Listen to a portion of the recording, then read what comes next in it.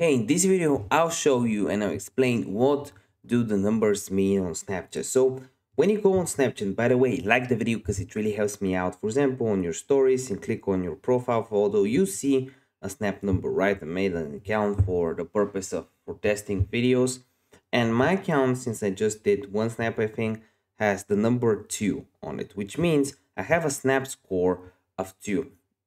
That's some score that Snapchat decides to give you based on your interactions within the app. But when you double click or just click on it once, you see a 0 and 0 for me. So the more snaps I send out, the first number will rise.